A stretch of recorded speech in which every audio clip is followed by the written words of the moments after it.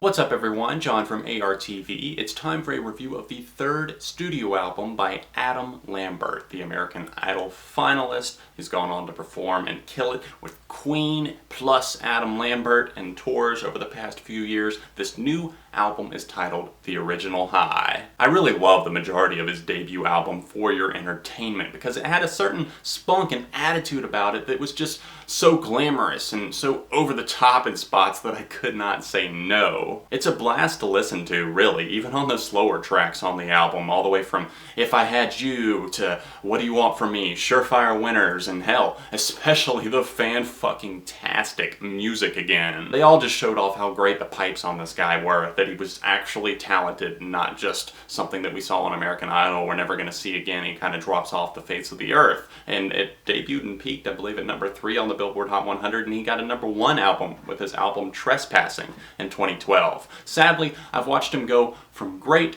to mediocre to now with this new album, The Original High, just kind of a watered down version of himself, with an album that chooses to go for much more EDM and electronic leaning beats rather than some personality and something that actually packs a punch. It was pretty apparent where the producers Max Martin and Shellback, who have worked with him in the past but seem to really be muddling things up now, wanted to go with this record once we got the lead single Ghost Town, which I will say is one of the more enjoyable things about this album, The Original High. It opens up with this kind of acoustic guitar-led thing and goes into a little bit more of a drop, but his vocals actually sound really good here. It is one of the best songs, but it's by no means Adam at his best. Moments like the title track just absolutely bore me to tears, with the generic boom, ch on the drums, just that kind of beat clattering all throughout. I guess we can thank Martin and Shellback for that one. The lyrics aren't the worst thing in the world, but unfortunately they do get much worse in parts. One of the tracks that I'm thinking of in particular would have to be There I Said It, with the whole I'm a grown-ass man refrain really just grating on my ears.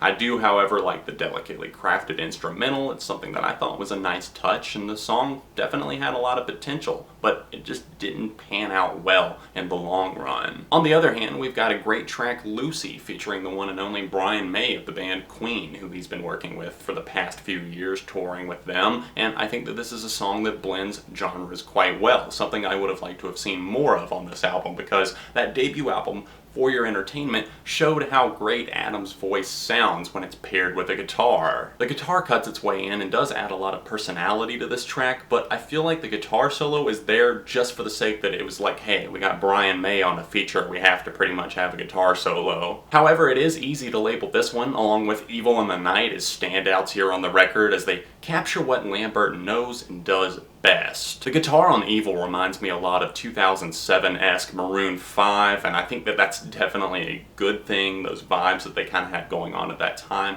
Definitely one of my favorite albums from them, and I like that it reminds me of that. One of the most rousing hooks on the record gets delivered right here on this song, so it would definitely be a shame to overlook this diamond in the rough. The Longing Another Lonely Night actually has a rather captivating beat and snap about it, without clouding Lambert's voice and emotion in the song, and that's something that I have to pretty much praise, because I feel like I said, we got a watered down version of Lambert a lot of this record, just because the beats and the production tend to override what he can do vocally. I'll also say that the track featuring Swedish singer Tovlo, which is titled Rumors, was a pretty nice collaboration, although I'm not really feeling the verses on it. Definitely a nice melody in the chorus, their voices seem like they fit quite well together, but there's just one thing.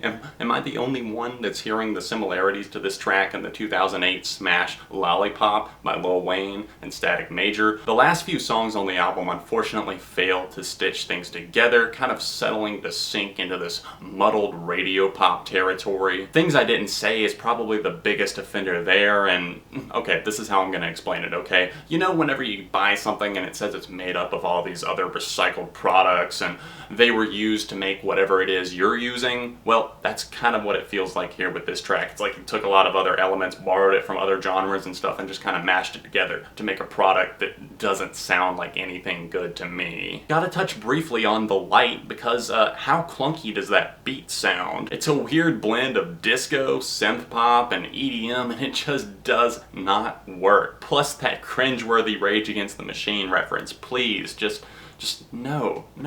Let's just skip talking about the closer, shall we? It'll save me some personal frustration, so let's go ahead and tie this all up. Lambert does pop rock and even glam pop so well. That's why it's a struggle for me to sit through an entire album that just feels like it's full of styles that simply do not complement his talents. I can't necessarily come down too hard on Adam for that, because it's the producer and probably maybe the label that wanted him to go in this direction, or maybe just Adam Lambert was feeling like taking this step. Who knows? I guess what it boils down to is that I just don't find the majority of the original High to be memorable. It's just an odd collection of tunes that I really can't muster up much interest for. There's a few worth cherry picking off and coming back to, but I don't see this as being one of Lambert's defining records. I'm going with a 2.5 for the original High. So if you've heard the latest from Adam Lambert, let me know your thoughts on it in the comments section, and of course smash the like button to let me know that you enjoyed this video, and of course this was all just my opinion. Let me know about yours in the comments tastefully and respectfully, and don't forget to subscribe, because friends don't let friends